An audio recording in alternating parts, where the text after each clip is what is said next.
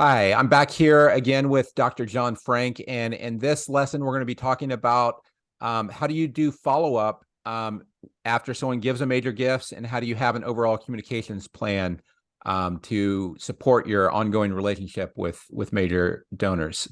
So, John, do you want to jump into these slides? Yes, sir. All right.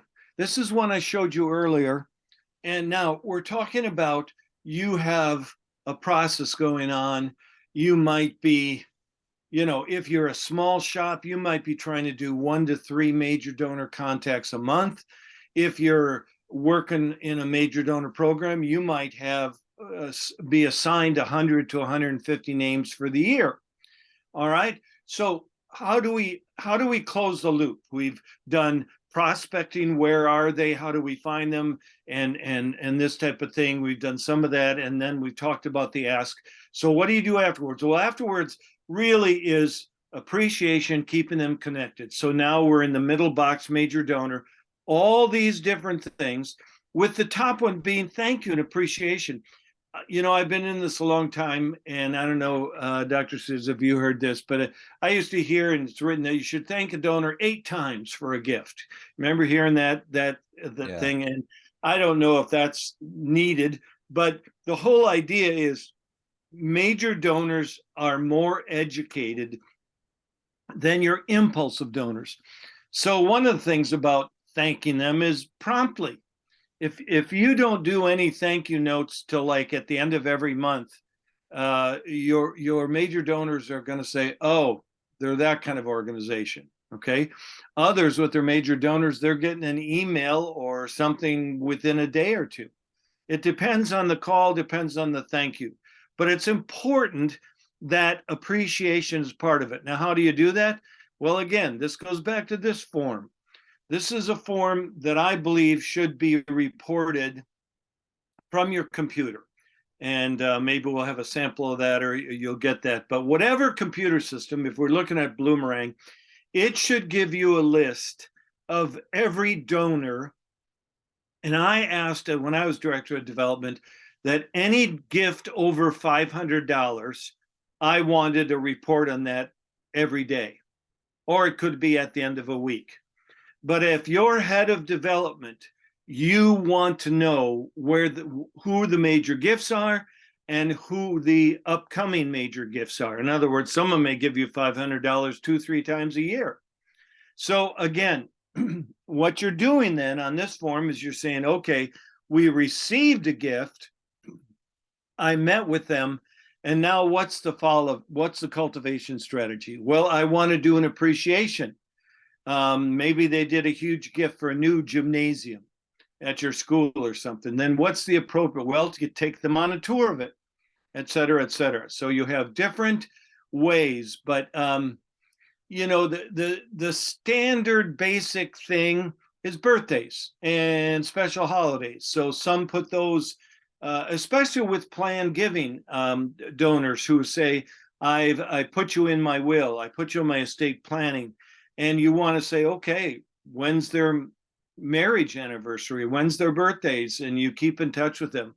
Some of the other things we've done with follow-up with the planned giving is we formed what I call the Heritage Society.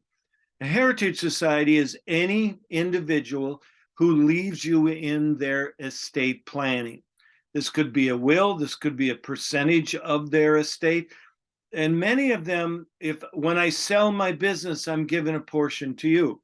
And of course, in planned giving, as you've probably learned, appreciated assets is what we're talking about here.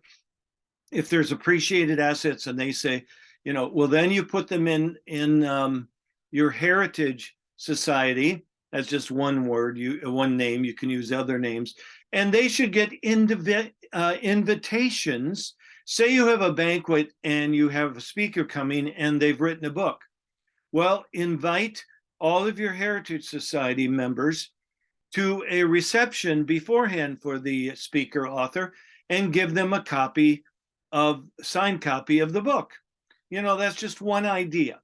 But the point is now, your major donors for annual fund or a campaign and your planned giving donors, commitments, or prospects can be invited as a special high-level guest. And that's where you keep track of them. And then, of course, your software said they attended the Heritage Society, et cetera, et cetera. So keeping track of the ways that you can just say, hey, we appreciate you. We know that you've remembered us, and you remember us every year. Again, one of the statistics that has proven true, people who put your ministry, your organization in their plan giving, in their estate plannings, is more apt to be an annual donor. Why?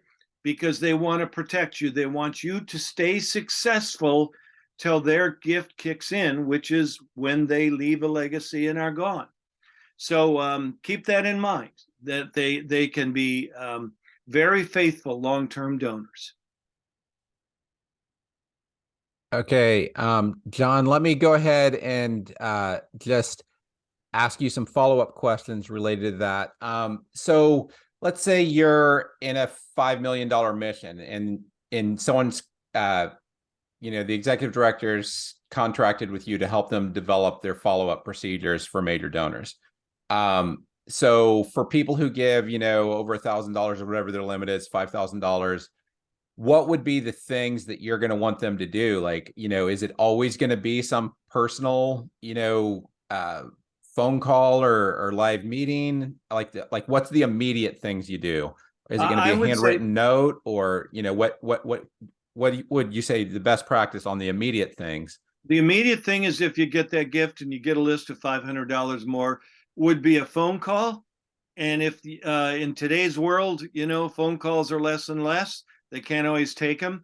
But then is an email, and a heartfelt short email that says you received the gift. It was so nice of you, and thank you for your support. And again, I'm not a believer in a long 1 or 2 page thank you letters. They don't have time to read that stuff. They've seen it, but they want to know that you noticed. So whatever method, the immediate is either a phone call or an email saying, I saw what you did, and thank you. After that, it could be a follow-up report. It could be a gift of a book. Some of those kind of things based on who the people are. I have sometimes, when I'm working with people in their 30s and 40s and 50s, I might get them one of the latest business books, or maybe there's like, what's the name of the founder of Chick-fil-A wrote a book, Christian-based, Why He Gives. There's other leaders, Christian leaders, who have written their testimony of why they're donors. There's some good examples of that. But that's the kind of thing. After that, not much.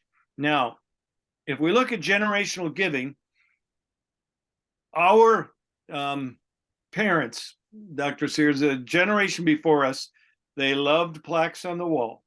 They loved titles. They loved all those things. And then you came to boomers, and we weren't necessarily caught up with all those things. Our most important thing was time. Don't waste my time. And then you go beyond to Gen X and millennials and those kind of things. So you have to be generational savvy when you do follow-up, when you do appreciation, okay? If I always think, if your children's ministry, a picture of children will always be appreciated, especially if the donor themselves were with them. So things of the heart, things that matter. Yeah. So here's another follow-up question I have is, in most organizations, there's kind of the autopilot processes that, like, you have an admin that's running the donor management system that just kind of cranks things out. And then you have, it's the high tech and high touch, right? So then you have the high touch. So how have you seen those work? And what have you put in the kind of high touch side? So, they might get an automated thank you for your gift thing, right? And how do you avoid, like, if you do something personal, that it's not feeling like you're doing duplicate? Like how are you kind of aware of kind of the automated side as you're doing these personal things? My first ministry where I moved into development, It was an international music ministry, and we're trying to create our development department, and we're sending out hundreds of letters. Well, when I became director and then vice president of development, I started looking for places to sign, and I would sign, say hello, good to see you, your kid was great on tour, any of those kind of things. And it was by amounts of money, but it was also, I being there the number of years, I knew a lot of the parents of the Continental Singers. I knew this, I knew that. Years later, or when we'd be at banquets, they'd come up and say, oh yeah, John always signs his letter to us. They would literally go and feel the letter to see if there was real ballpoint ink on it. So I learned in my earliest job that they know whether you personally saw it or not. And to this Right. day, I will look at my thank you letters and see if they actually wrote to me, or if it was just a computerized Right. service. So the whole idea of is as much as you can, make it personal, and they know, and so the personal note, the personal report back. I knew you cared about this. I knew you were praying about this. I knew you gave to this. Just wanted to give you a short follow up. Those kind of things. Yeah. One of the other things I've done with myself also is because I'm more of like a dynamic, not, super organized, detail-oriented person. So it can be helpful to have someone who's my project manager who makes sure that I do all those things. So kind of if that's you and you're an executive director, or you're, the relational person, it can be helpful to have an admin who does pay attention to details, that's going to notice that, oh, you haven't actually done that follow-up you thought you're going to do. So I think that that's another tip that's probably Well, and helpful. that's that form that I had along the yellow. You can modify Right. that for the admin, but best practices are now that software can give that to you. Every Right. Friday, your software give me all the gifts this week, and I want to know any amounts over $100. I Yeah. So, used I to mean, get how I do it is you have the software that gives your list, like have you followed up, and then right. I'll meet with someone once a week that's makes sure that I actually did what the software was telling me to do. Okay, so So you are the random person. I yeah. used to get green bar reports. Remember those? And Okay. the green bars. Well, so anyway, I'm a 50-50 person, or maybe 40-60. So I'm good at the relationship stuff, and I'm really good at the administrative and creating systems. So I would say, if we're both extremes, systems oriented and the relationship people, you have to create a system that people and relationships do not slip through the cracks. If that's Right. another person, fine. If it's software, create the software that will alert you to gifts from the top 100 donors. But the system can be created to prevent relationships from dropping through the cracks. Yeah. And I think that that's a good summary. I mean, if I had to say it, the whole point of major donors is you're going to be as high touch as possible without letting things slip through the cracks. So if you're being super high touch, but you're missing half the people because you're being so high touch, then you need to recreate new systems or recategorize, because that's not working. So I think Well, that's and probably a good. something Yeah, I go said ahead. earlier, just want to bring back up. You can't remember, no one can. I don't care how sophisticated you are. You can't remember every relationship thing in every donor for an entire year. So create a system that supports you. Okay. All right, great. Thanks.